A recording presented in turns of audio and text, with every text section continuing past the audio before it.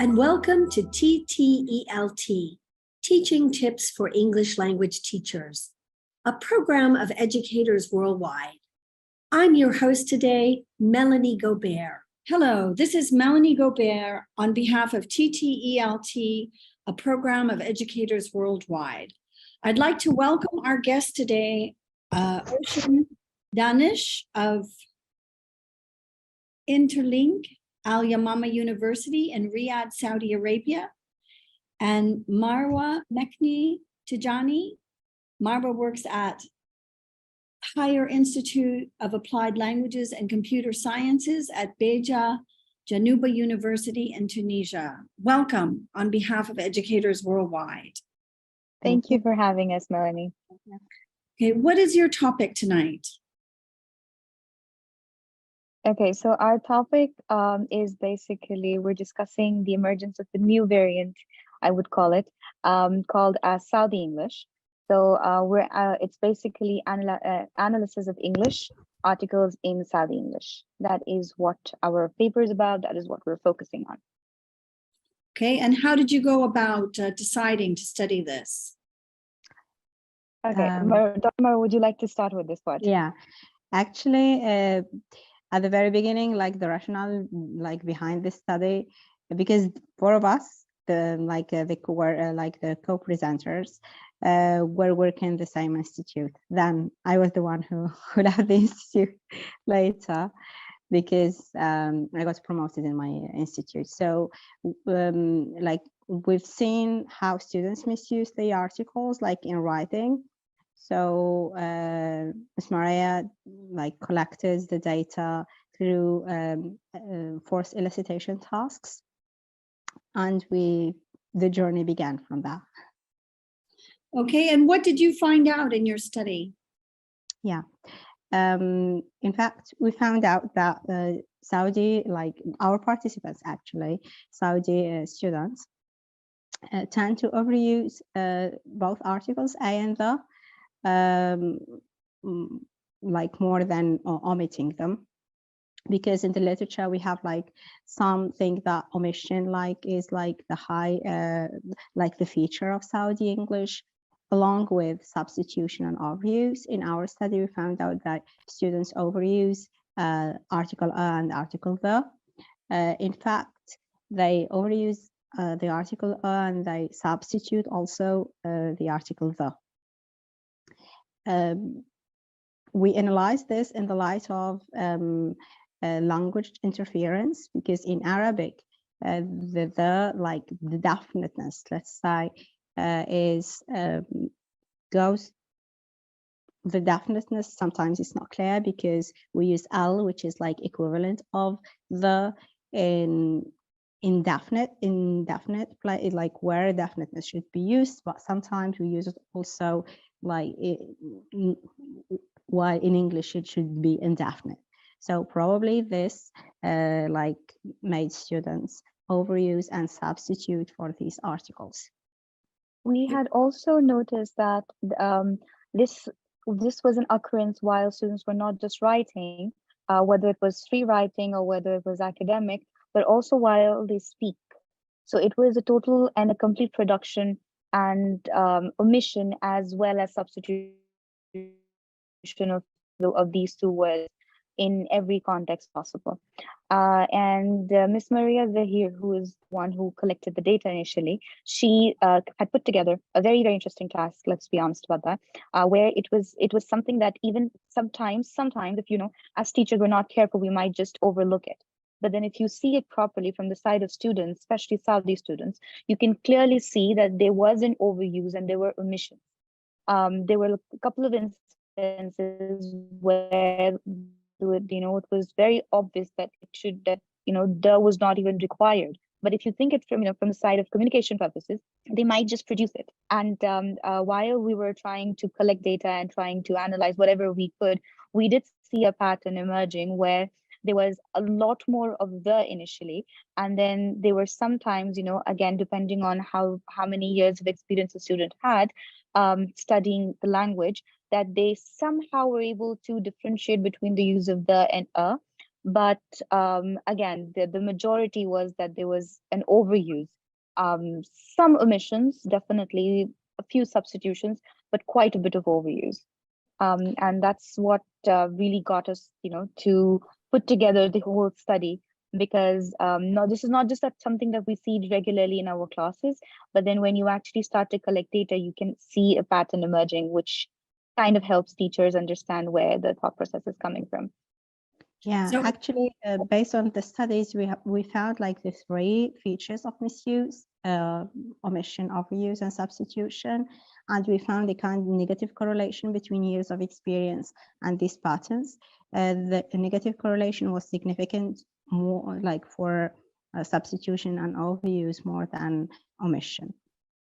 And as I said before, like also this is something that we can notice also as Arabic speakers, because of the L that we use instead of the, actually the students tend to transfer that knowledge to English. Okay, so how many you collected? All the data you collected was from written English, not from spoken English. Yeah, it was first elicitation task. Okay, and how many samples did you have? How many participants did you have? 55. 55. 55. 35? 55. 55. 55, yes. 55. Males and females, or only Females. Females. Yes. Okay. And so what were some of the other things that you found? I mean, because in English, we also don't use articles a lot, when we talk about things in general, milk, horses. Yes, the thing is that this time, because we knew what exactly we were looking for, the task was created around in such a way where only certain articles were supposed to be used in certain contexts. Yes, we don't always use, articles if you're just talking about it, if you think of it. But knowing that there's speakers of another language, I won't say it was an easier way to produce it, but the task was very focused. So we knew what exactly we were looking for. Can you give me some examples of the task? Marwa, do you remember any? One was, I think it was actually there were kind of going to the zoo. dialogues, and they have Yeah. to write the and the like in the blank. So just like it, kind of similar to the usual grammar like kind of activities that we give students. Okay, and so what do you think this says about the Saudi variety of English compared to other varieties or compared to standard English? Could you repeat the question, please? Because I couldn't What do hear you you. think this says about the Saudi standard of English in comparison to standard English? Yeah, because normally standard English, we know that, like, for example, there should be when we need definiteness, when it is like indefinite. However, here when they substitute or they overuse, especially as you said, when we say probably also proper noun, or like where we don't need the as like the standard English, Saudi English, or the feature of Saudi English is that we kind of include these articles, whether it is definite or indefinite. So okay, so for me, I think like articles for Arabic speakers are one of the hardest things to master in the language, and the written language, but not so much the spoken language. yeah, because for us, the first elicitation task was like writing task. It wasn't a spoken task. So students were provided with 3 tasks, and they have to, sometimes they have like put on the, or sometimes put the article, or like you have the option whether to put on the, or you put like the null sign. So here, as Ocean said before, like the idea probably began, or it was initiated by Ms. Maria Zahir, who noticed this and collected the data for that. So it is a kind of difficult, as I said, because part of transfer or language interference, it's a negative transfer, if we want to say, from L1 to L2. Okay, so what do you think, what are the practical implications of this? What should teachers do, or what should teachers be aware of? Personally, I think raising the students' awareness, so they know that this is like future of let's say Saudi Arabic, or even studying Arabic, pretty much the same thing. So the rule applies for both MSI or SI or Saudi Arabic. So when we explain this to students, so through explicit instruction, I think.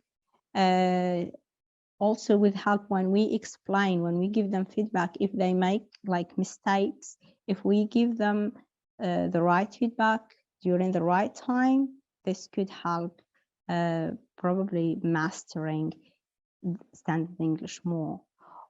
If we want to take it from sociolinguistics perspective, this could be just like, it's like we should tolerate this as long as communication is maintained. So here, that's why we have the cashier circles, okay? So part of this is a kind of expanding variety. So it's not a big deal if this does not hinder communication, or does not, if the ideas are clear, so why not? Okay, Ocean, do you have anything you want to add? Yes, like Dr. Marwa said, if you look at it from a social linguistics perspective, it is that as long as it's not hindering any form of communication, verbal communication, it's fine. But if you look at from the side of an academia, from the academic purpose, it is something that does interfere with what students produce. Again, like Dr. Marwa pointed out, if as teachers we're able to provide appropriate feedback to the students, where they understand right at the beginning that there are a couple of things that they're supposed to, do and not do, omit and not omit, and add and not add. I think that is where the students are able to see it from the very beginning. Yes, there are lots of times where we say that, grammar is not always what we need in class.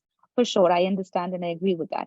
But when there's certain, certain articles when we're teaching, or certain things, everything does not have to be based completely on grammar in a way that the students feel overwhelmed, but it should be shown to them in a way that they're able to comprehend what is being told. So appropriate feedback from the side of the teacher, I think that can really, really make a difference, a huge difference, I would say.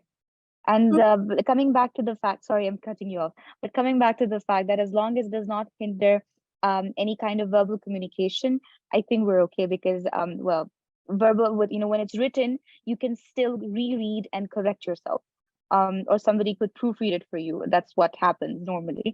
But the main aim here is that the students should receive appropriate feedback from teachers at the right time. Okay, thank you very much, Ocean and Marwa. I really appreciate you joining me on today's TTELT podcast, a program of educators worldwide. I'd like to thank you both very much for your time. This has been your host, Melanie Gobert. Thank you. Thank you for joining us today. Share with us how you are using these tips. Leave us a comment or voice message on social media or at ttelt.org. Thanks for joining this episode of TTELT, brought to you by Educators Worldwide. Follow, like, and subscribe to TTELT on your social media, and try a new teaching tip today.